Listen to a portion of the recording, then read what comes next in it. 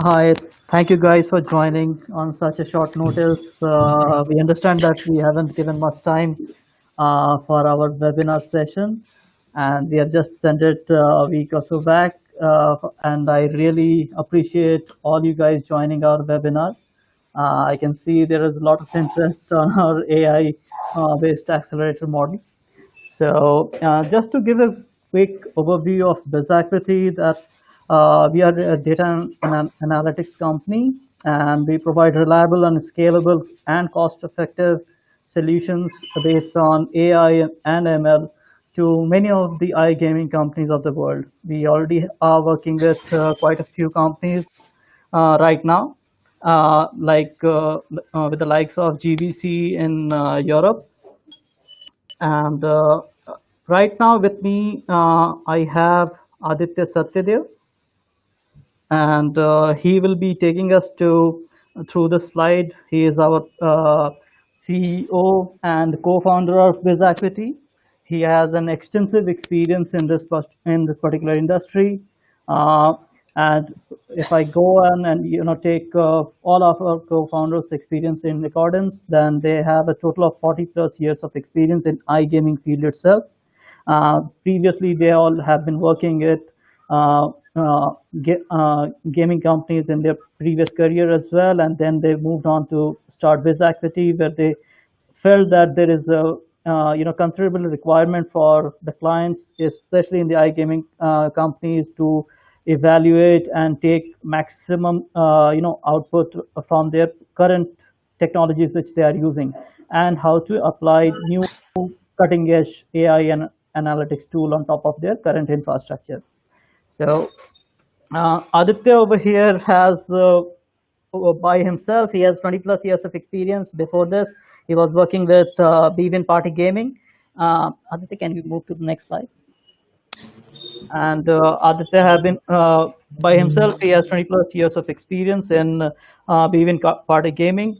That he was working in this subsidiary division of Ivy Comtech, and as a GM of business intelligence, and that he did for almost 10 plus years. Then he started BizAcuity back in 2011 with a couple of other guys from Bevan Party Gaming. Aditya has MBA from IIM Calcutta and a BTech from IIT BHU. It's one of the most premium institutes in India. He has extensive experience in Europe as well. He has been to Europe and in Spain and sometime a few other parts of Europe during his work career with Beaven Party Gaming. So Aditya, it's over to you. Hi everyone. Thanks Sumit for the introduction. So I think Sumit has covered most of the things about me. Just to add a few things, though I did my chemical engineering, I have been in the software industry for 20 plus years, and in the gaming side since year 2000. And I have worked from all aspects of gaming. So when I joined this industry, I was a Java developer. When I came out, I was kind of managing a portfolio of all the ancillary divisions in the gaming company, like affiliates, loyalty, BI, cashier, etc. So that kind of gave us good experience in how applications run, how these gaming companies operate, and what kind of business challenges that they face. And having worked on BI and analytics side for many years in party gaming, what we realized was you don't not always need a very large infrastructure, enterprise applications to build a tool which can help business understand the data better. And in party gaming, we used Teradata, Informatica, MicroStrategy, all top of the shelf applications. And in 2011, we started this company with the objective of bringing the similar kind of value to our clients, looking at maybe open source, maybe enterprise applications, and find the right solution for the right customer. Over the last 8 years, we have been working with various technologies, various clients, identifying the solution. So Having said that, we have been involved in implementation of large data warehouses and BI applications. What we realized in due course of time that things can be much more done faster if we have a framework, if we have an accelerator. And that is where we thought maybe we can come up with an accelerator which reduces the whole process of understanding each and every source data, understanding each and every KPI that is required by the business, and what typically takes maybe 6 months to 1 year building everything from scratch. Can we help our customers get to the journey of BI analytics much faster and reduce that lag of 6 months to 1 year to maybe few months, maybe 2 to 3 months. So that has been the idea behind the accelerator. And given the experience that we carry, it was a bit not so difficult for us to put things together to build this accelerator. The other reason the accelerator helps is when we are doing things manually and over a period of time it evolves, there are a lot of chances of errors coming in. You have a lot of manual processes. So how do we make sure that everything that goes through, every data point that goes through the process of ETL, storing data warehouse, and finally resulting into a dashboard or a report, or maybe in a predictive model, we are feeding the right data and we are not getting into a situation of junk in, junk out. So again, in Accelerator, we have taken care of making sure that the data is cleaned, the data is reconciled, we are not putting junks, and in case there is junk data, then there are alerts which can be raised.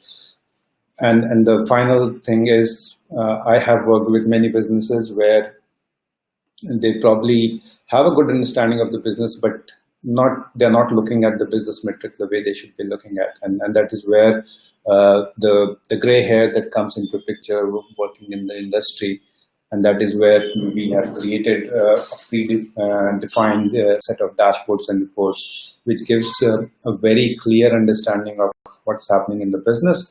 And because of this accelerator, people can start leveraging the insights from these dashboards at a much faster pace. So that has been kind of the driving force for us to get the accelerator in place, and we have implemented it with a couple of our clients, and it has been so far very successful and got a good feedback from our customers. The other thing that we wanted to be part of this whole accelerator process is to be very nimble and agile, and in case there is something that fails, we quickly turn around and make changes and improvise much faster. So the whole philosophy of fail fast, improvise faster, and get the right result is something that we have been working on. Now, coming to the accelerator, how the architecture looks like, or what are the components that we have. So if you think completely from outside, from a black box perspective, it takes raw data, and at the end of the day, you get player level predictions, you get a lot of predictive analytics inbuilt in it, and you have business dashboards that give you a very good understanding of what's happening in the business and what all actions that needs to be taken. Now, this raw data, again, we have made it very simple by creating this module called data ingestion, where it can allow or it allows people to feed in data the way and the form and shape that they want. We have certain guidelines to push in the data, and it does certain level of sanity check in the data ingestion. Data enrichment is more related to deriving the business KPIs, which are typically not available in the transactional data set. And we have created our own proprietary model, which gets all the data points that are typically needed to run the business. And the two engines, which is one on the predictive analytical engine and the dashboard and reporting, they are the consumers which typically end users use. And I'll talk more about these two modules as we go on through the slides. Digging a little bit deep inside the data ingestion, as I said, we can get the data, or rather we give the flexibility for the end user to upload the data either through CSV or through our data ingestion interface, where they can connect to various data sets, databases, identify which all tables will be required to publish the data to the accelerator. And then it becomes very simple for the end users to push the data into the accelerator environment. And we are making sure that irrespective whether you are a business analyst with a little bit of SQL knowledge, or you are somebody who already has developed a data warehouse and has all the data points readily available. So it all depends who the end user is, and it should be very easy for anybody to use it. So that has been kept in mind when we designed this data ingestion module. As I said, this also does some sanity check. So it checks for the data validity, it checks for consistency. So you should not have some random number coming in the age column, or some obscene number coming from in a particular bet. So those are the basic quality checks that are already in place. It also does some statistical analysis. So if it identifies that 90% of the values in a particular column is null, then it again raises an alert, and then goes back to the customer saying, or the end user, that you might want to have a look at your data. And then once this whole iteration of cleaning and checking the consistency, completeness of the data is done, it pushes the data to the data enrichment layer, which is the next module. Data enrichment module is, again, a lot of knowledge related to gaming that has gone in, identifying all the data points that are typically used by businesses in the iGaming industry. And we have created a data model, which is our proprietary data model. And it has maybe around 70, 80 variables, which we typically use. And these are not the typical variables that businesses are used to looking at, the average revenue or number of customers, number of new users.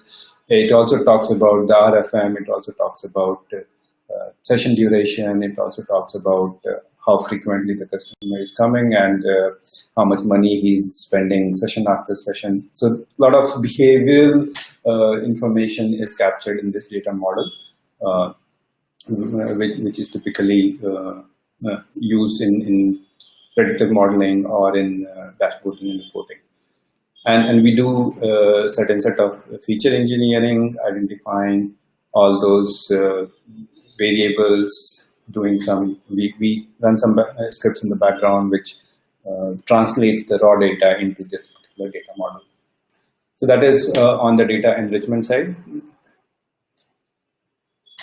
Again, on the reporting and dashboarding side, we have created numerous pre-canned reports with giving a lot of flexibility to the end users to see what they want to see. These dashboards are typically categorized into 3 buckets. One is a strategic dashboard, which is typically used by the CXOs. They need to understand how the business is moving. They need to see what trends are going on, and from a strategy perspective, which all areas they need to focus on. So in the strategic dashboard, it is more of a holistic view of the business, how it has been running, and where it can go, and what decisions have to be taken to, with 6 months, 1 year, 2 year horizon keeping in mind. Tactical dashboards are more related to something that happened yesterday or in last 1 week that we have realized, and how do we react to that. These dashboards are typically used by the marketing managers, the flow managers, the resource planning managers. And the last one is the operations dashboards, which are on the floor what is happening, how do we check how many customers are currently active, who is losing, who is winning, do we have a case of problem gambling, and so on and so forth. So essentially, in the ranks of the operations, we have identified pre-canned requirements and pre-canned reports which help them run their day-to-day operations and work. Coming to Analytical Engine, this is again something that has come out of our experience working with clients. So in a typical scenario, if you look, when we are talking about data warehousing reporting, the journey starts with putting data together. Then people start looking at, okay, let me see how it looks, how the business is going, and they get into identifying areas where they can use some AI ML. But in Accelerator, what we have done is we have made it as an integral part of the Accelerator itself. And some of the use cases that we have seen, most of the gaming companies struggling with, all those are inbuilt in here. So for the likes of customer churn model, customer lifetime value model, the frequency model, how frequently the customer is coming, or how many times we are expecting him to come in next 1 month, next 3 months. Can we predict that, and can we categorize or put them in segments of high-risk customers or low-risk customers? Responsible gaming is another area where a lot of things are happening on the regulatory side. Every operator or casino has to provide a cool-off system.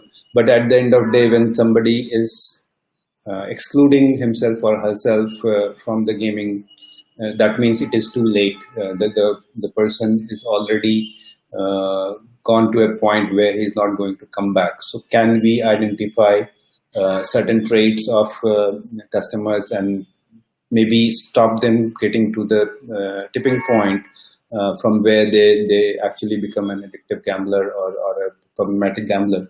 And how do we identify that? How can we control their behavior, or how can we manipulate their behavior so they do not burn their money very fast? And then from a responsible gaming perspective, from a social responsibility perspective, we are taking care of our customers. And eventually what we have seen is, if we have been able to contain the urge to spend more of customers, in the short run, it impacts revenue a little bit, but since the customer is more loyal and he spends more time with the system, eventually it turns out to be a profitable proposition for the casinos as well as for the player. And last one is very apt and very pertinent for iGaming business. Every operator or every casino has taken game licenses, and they will have hundreds of games in their portfolio. But when the customer logs in, if you are showing the games which he's not interested in, most likely he's not going to search for the game that he likes.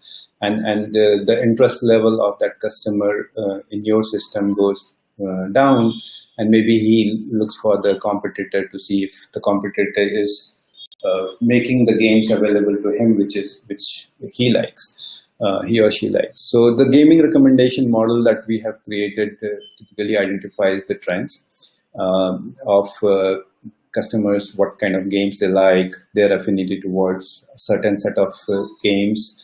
And this is something that also we are using for identifying cross-sell opportunities. So if a customer comes and plays bingo, and he's on the side, he's playing some side games, can we push him some slot machines which are of a particular theme, if we can identify that he's interested in that particular theme? So for example, if he is playing side bets where he's he's placing bets on the fantasy game, then can we push him to a slot machine which is based on fantasy? So there are various usage of recommendation model. One is personalizing the experience for the customer, and second, using the cross-sell and upsell opportunity for that. The way it works is a lot of data churning that happens in the background on the proprietary data model that we have created. We experiment, or we have already created some models which are basically looking at various algorithms and identifying the best algorithm that fits into the data set that has been provided, with all the hyperparameter tuning, cross-validation, and finally identifying the right model which gives the best accuracy and area under curve. So, and even the end customers can see how the AUC looks like, how the ROC is like, and of accuracy and precision that we are getting. So that's overall what Accelerator is all about. We have seen customers who did not have any BI infrastructure getting on Accelerator in 2 to 3 months, and they have been really very happy. They have been very happy with the kind of results they have seen. I think in subsequent webinars, we will be going deeper into the dashboards and reports and cover more models, how we approach and what kind of data that we will need. And we will also talk about the user interface and some of the dashboards that we have developed. So that's pretty much that I wanted to cover in this webinar. I hope you found this interesting, and if you have any questions, we can take it up now. So guys, we have 5 minutes of questions, 5 to 10 minutes of questions. So you can pitch your questions to Aditya. Just to add, while we are waiting for the questions to come in, this is very, though we have pre-canned dashboards, reports, and models, we can. It is quite flexible. It gives a lot of flexibility for the end users to play with the data set.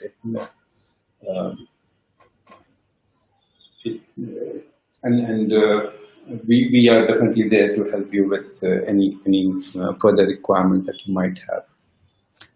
Okay, so Aditya, we have one question. It talks about how much time will it take to deploy a full accelerator at my end? Aditya, you can answer that one. Sure. So again, it depends on the journey. We have had cases where we could get it up and running in 2 months' time. That is when we were working with a client who had done some exercise on data warehousing and had consolidated data. In case that is not the case, and we need to go and pull data from different sources, it may take another month or so. And that is something that where we help our customers, we handhold them with how to get those data points in, if needed, though the system is flexible enough and intuitive enough for customers to work on their own. But if needed, we definitely help. So I have not seen anything taking more than 3.5 to 4 months, but in most of the cases, it is 2 to 3 months that we get it up and running. Okay, thanks Aditya for that answer. We have one more question, which goes like this: when do you feel the need to retrain the models in the accelerator for retrain? Yeah, sorry. Okay. Yeah. So yes, definitely. When we deploy it for the first time, there is a massive exercise that goes behind the scene to make sure that the model is accurate, it is given its variables or accuracies right. But the way our customers have been using this accelerator is they take the output from the accelerator and then they run campaigns to influence the behavior of the customer. So the data set on which the model has been created may not be relevant after a few months because there are certain exercise that has been taken by the CRM team to change the behavior. Now the model also has to be kind of realigned, retrained with the new data set, and at the back end we keep a track of the accuracy levels, and we have defined thresholds. In case the model's accuracy goes down below the threshold, that is where we retrain the model. And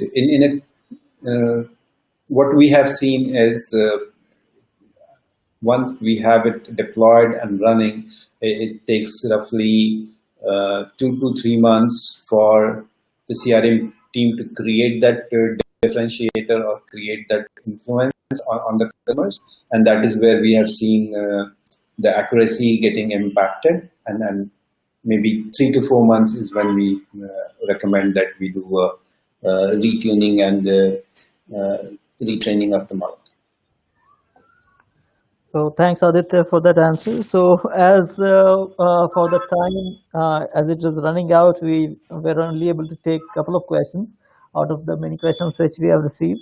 So I would like to invite you guys that you should join our next webinar, which will be coming soon, sometimes in near future, in which Aditya will take you through some of the BI developments on this particular accelerator. And then we will move on to some of this analytics work which Aditya just talked about in this current slide, which you can see on each model. So how it works and what are the benefits customers can get out of it. So just thanks a lot for your joining us today. It was great to having you all in this webinar. Thanks again. Thank you. Thank you.